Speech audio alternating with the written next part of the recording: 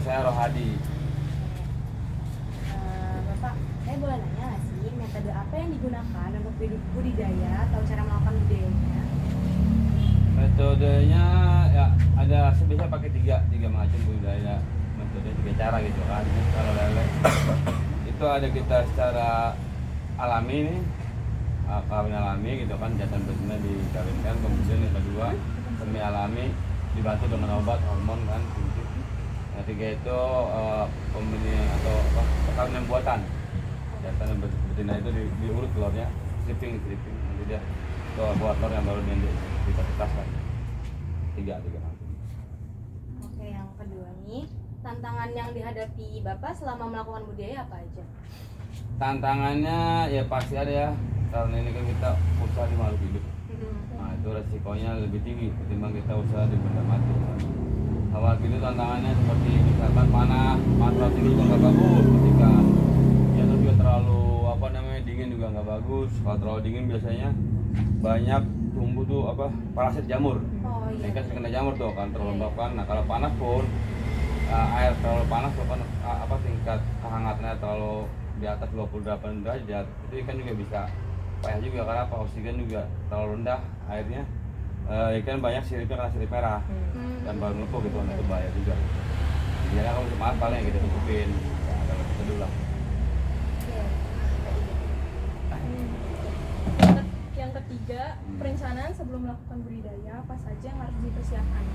Persiapannya tentunya kalau untuk ikan yang pertama adalah kolam atau wadah gitu kan. Kemudian kita isi air dari sumber air yang tidak terkontaminasi dengan limbah atau bahan kimia gitu. Kemudian yang ketiga yaitu persiapan benih ikannya harus sehat.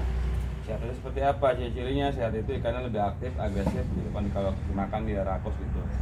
Dan yang keempat pakan dipersiapkan juga gitu kan, karena ikan untuk dipersiapkan perlu makan dia. Dan yang terakhir tentunya pasar.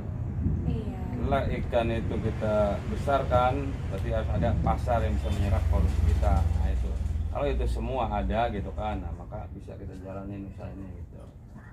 Yang keempat, perencanaan sebelum melakukan budidaya apa saja yang harus dipersiapkan? Kita itu sama-sama tadi udah. Oh iya, nomor 5, makanan apa yang diberikan? Pakan ini ada dua macam nih pakan. Kalau buat ikan tuh ada pakan alami yang kita ambil dari alam kan kita cari. Yang kedua itu pakan buatan pabrikan. Pakan alami itu biasanya seperti ikan baru netes nih, dalam masih kecil kan kita kasih pakannya putu air dan sutra, itu kita cari dalam. Kemudian kalau udah agak besar itu kita kasih pakan buatan tanpa pabrik atau pelet. Jadi kita betul-betul otak pakan. Yang kelima ini Pak, tips dan trik dari tantangan yang dihadapi. Tips dan trik tentunya ya kita kalau mau untuk pemula nih ya awal, kalau kita mau budidaya itu pertama ya siapkan dulu tempatnya, nggak usah skala besar dulu, dari kecil dulu gitu kan. Apapun badannya sejauh itu menampung air, berarti kan bisa hidup. Mau di ember ke, mau di bak bekas, di bak apa itu bisa gitu kan. Sejauh nanti bisa menyimpan air nggak bocor. Kemudian yang kedua kalau ada air udah agak kotor perlu rajin ngasih air gitu kan, biar ikan itu nyaman bisa gitu. Menyatakan secara teratur 2 kali sehari pagi dan sore gitu kan, itu aja. Terus yang keenam, produksi dari bibit sampai jadi biasanya berapa lama Pak? Dari benih itu biasanya kalau kita mijah itu kalau sampai panen nih ikan dari netes itu larva sampai dengan 1 bulan itu bisa ukurnya 4-5 cm. Kemudian dibesarkan itu sampai panen, ukur konsumsi bisa kita lempar pasar itu sekitar 3 bulan. Jadi 4 bulan lah kalau di netes itu kan, 4 bulan kurang lebih baru gitu kita jual pasar. Selanjutnya jika musim hujan tiba, apa saja yang bisa disiapkan untuk menghadapinya? Kalau musim hujan ini memang kan ini ya, ini faktor alam nih. Ya, paling nggak kita masih biasanya kita pakai garam. Kalau hujan agak besar itu kita kan nanti kita kasih garam tuh. Garam itu fungsinya untuk mencegah pertumbuhan jamur atau bakteri gitu, garam. Nah itu berapa dosis pemberiannya? Pemberiannya itu per 1 kubik air atau kubik itu 1 kilo garam. Itu kalau terjadi hujan yang besar ya, yang lebat yang besar. Kalau hujan cuma di kita nggak usah. Jadi biasanya untuk mencegah jangan sampai terjadi jamur atau parasit. Oke, jadi seperti itu ya. Jadi sebenarnya ini ada nyambung lagi sama pertanyaan yang tadi. faktor-faktor ikan yang tiba-tiba mati tuh biasanya karena apa aja? Nah itu ikan mati biasanya perubahan suhu dan drastis, misalnya panas tinggi nih, kayak kemarin tuh 36 sampai 30 derajat Iya. ya, derajat. Tiba-tiba hujan.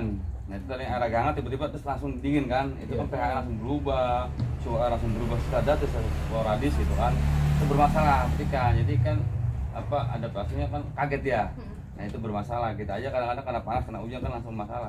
Sama ikan juga gitu. Nah itu biasanya terjadi kematian secara langsung gitu. Itu yang pertama. Yang kedua biasanya air terlalu pekat, terlalu kental itu nggak buru-buru terganti, jadi menyebabkan kematian juga. Dan yang terakhir, sebenarnya nih kayak siapa saja yang biasanya mencari ikan atau membeli kayak target pasarnya siapa sih Pak? Ya, nah pasar itu biasanya ada kita jual secara langsung gitu kan. Kalau kita nih panen nih, itu ada pengepul atau bandar. Iya. Jadi nanti dibeli tuh sama bandar. Kemudian juga ada yang kita bawa ke pasar, kita ecer juga gitu kan, yang di gon sini, warga-warga sini. Perbedaannya kalau kita ecer tentunya kita akan jauh lebih mahal harganya. Kalau dibeli sama bandar, biasanya lebih murah, biasanya 100.000 sampai 1 kilo. Cuman kelemahannya kalau di ecer itu kita nggak sekali habis. Karena habis kilo 2 kilo kan, nggak banyak rumah tangga kan, tapi agak lebih mahal. Nah, tapi kalau di bandar itu kita 2 kilo seadanya ikan diangkat semua, sehingga bisa kalau mau kita isi beli lagi gitu. Cuma harga lebih murah gitu, per 1 kilo itu lebih murah gitu daripada kita ecer langsung. Nah, itu masing-masing ada kelebihan dan kekurangannya kan gitu. Kalau di ecer 1 kintal kita bisa 2 minggu baru habis. Kalau sama jual bandar sehari habis gitu. Ya, 20 ribu bisa kita pakai tuh waktu. Gitu. Tadi kan kata Bapak faktor ikan yang mati itu bisa dari pergantian air ya. Iya. Air dan pekatnya itu biasanya tuh dari air isi ulang yang diganti itu sampai pekat tuh biasanya berapa lama? Tergantung ini ya, tergantung berapa jumlah kita tanam dalam satu kolam ya. Satu kubik air itu biasanya laku 20 ekor tanahnya. Nah kalau pakannya lebih besar, pakannya banyak gitu kan yang dimakan itu pasti seminggu itu dia cepet tuh. Nah kita buang sebagian aja 5%. Misalnya promo air dalam satu kolam kita buang, air di bawah sedot ada beberapa air putih gitu kan. Kemudian tambah lagi 5%. Jangan total air baru. Karena ketika air baru itu tentu akan berubah semua nih. Kayak air yang berubah gitu kan, DO-nya atau asin terlalu juga berubah gitu. Makanya kita ganti aja 5% separuh lagi. Lalu separuh lagi kita tambahkan. Terima kasih ya Pak. Oke. Atas peluangnya. Maaf banget ya Bang. Nggak apa-apa. Makasih Pak. Ya, banyak Pak. Iya, iya. Banyak, ini dari Bayan Tako juga ada waktu itu. Nggak apa-apa, kalau saya masih ada waktu bisa. Kalau nggak ada pelan besoknya gitu, sekarang udah kuat. Kan dari itu Muhammadiyah tuh jauh gitu. Iya. Aku saling sana kan, ya kan berapa orang banyak. Berapa orang ya.